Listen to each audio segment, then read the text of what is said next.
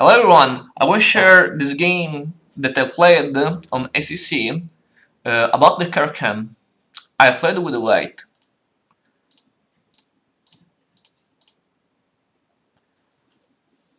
D takes c4 is the main response against knight c3. In theory is also possible e6, but the black game is very closed.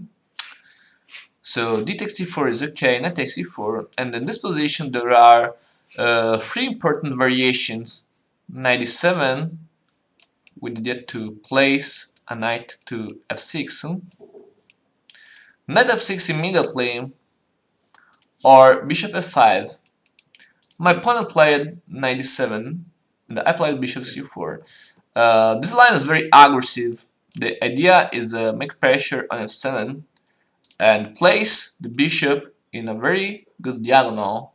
The diagonal is open and it's very hard for this time block this diagonal for the black. The black think of the development, so knight f6.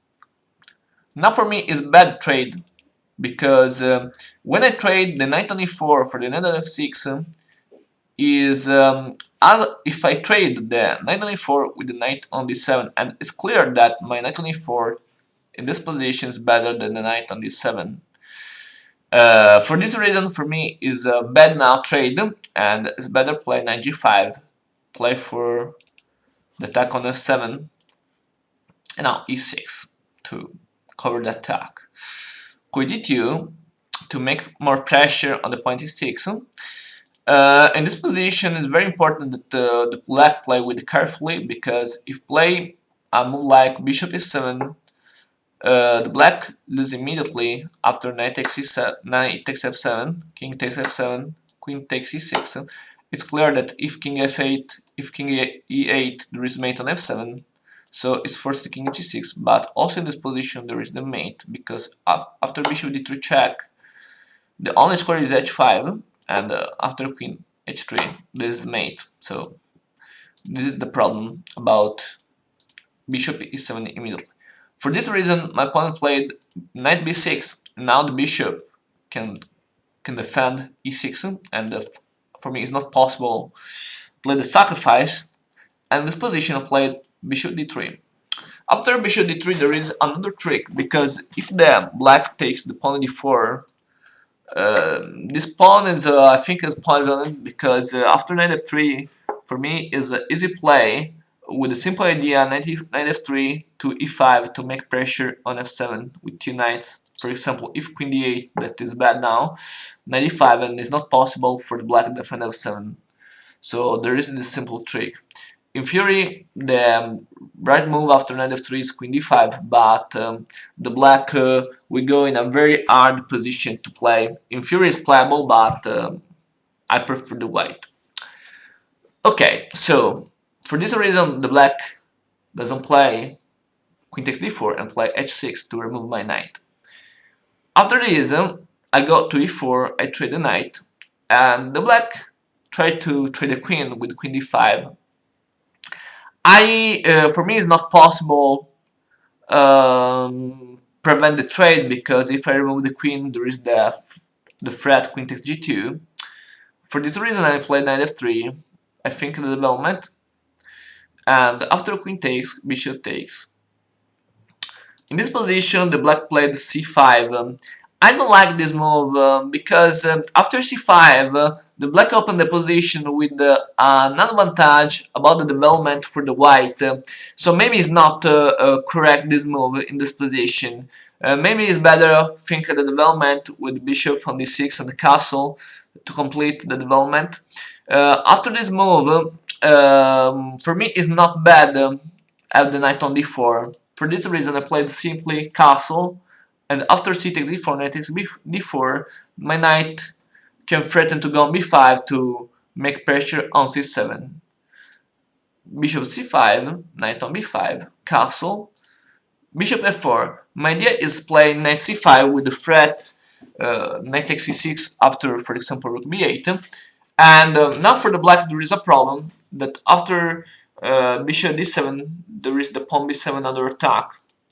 It's clear that after bishop d7 I can't play this because there is bishop takes b5. For this reason I played before knight d6. My idea is make more pressure on b7 and I force the trade of the bishop for the knight. So now, yes, I have the same pawns in the game, but I have the bishop pair, so I have now a little advantage. A bishop pair in an open position, and after this, if bishop d6 is my game is good.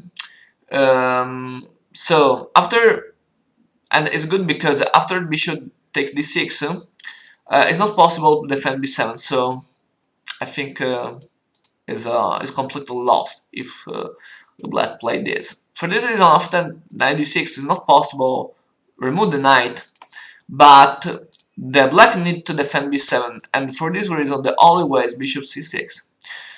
After bishop c6, I play for another advantage, the pawn structure. Now I play 3 pawns against you in the queen side, so this is in general good in the endgame, because the majority in the queen side is an advantage, because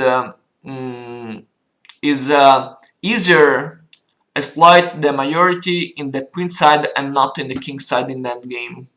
For which reason? The reason is that in the king side there is the king, that the king is a very strong defender. For this reason it's very hard exploit a majority in the king side, but it's possible exploit this in the queen side because the king is away, and so this could be an advantage in the endgame. Okay, so after b takes c6, I played knight d4, bishop e7, and rook d1. I take the open file immediately. Knight d5 to block the file and to attack the bishop on f4, and now bishop d6. I won't trade these bishops to play an endgame with the knights because I can remove the good square d4, the d5 for the black knight, and in theory I can play for a good square on d6 for my knight. So the difference is that the white can place the knight on d6, but the black for the black it's not possible to stay with the knight on d5 if I play c4. So we can see that d6 is a weak square for the black, but it's not weak d5 for the white because it can push c4 and it can retake the square. So rook d8, I trade, and now king f1. This move is very important because we must remember that in the game the activity of the king is very important. So I must place my king on the center as soon as possible. In this position, I think is the right moment because I can't improve my position. So king f1 is correct. Rook d5 with the simple idea to play rook d8 to take that file, that I should prevent this. So c4, rook e5. I don't like rook e5 because now the rook seems away from the game, and I play simply f3. My knight on e4 seems strong, so I prefer stay with the knight on this square. In theory it's possible for the black f5, but if f5 I can simply remove the knight, and d6 seems weak. Sorry, with f5. Yes, in theory it's possible I can remove the knight, and the black stay with this 2 weakness. So f5 has this problem. For this reason the black played this move. The threat is the fork on e3, but he can simply play king f2, and after c5 to place a knight on d4, I can simply play rook d7. My rook go in the 7th rank, and now it's very strong because the threat is a7, and after a5 to remove this problem, rook d1, and it's not possible knight d4. In the game the black played knight d4, but this move is bad because I can simply play knight takes e5, rook takes e5, and rook takes d4. And this endgame is completely win for the black because the white can make 2 passed pawns in the queen side, so it's very easy for the white to win this endgame. After e4, simply b4, now two united pawns passed, a takes b3, rook a2, rook d2, and now after rook a3, rook b2, and I simply defend the 2 pawns, and this endgame is a easy one. Uh, is a win for the white now. So, and now the white wins. Okay, about this game, I think it's interesting that it's important to make little weakness to have a future advantage. So, for example, when I play after c5 castle, I have a little advantage, the knight in a good position.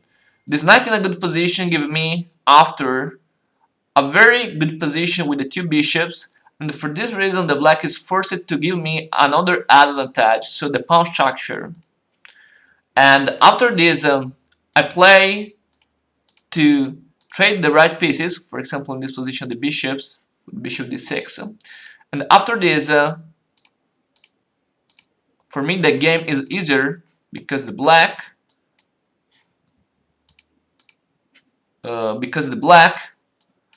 has a very bad pawn structure.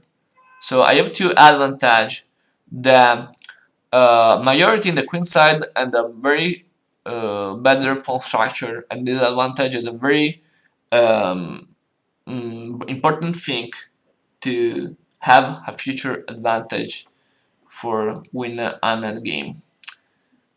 Thank you.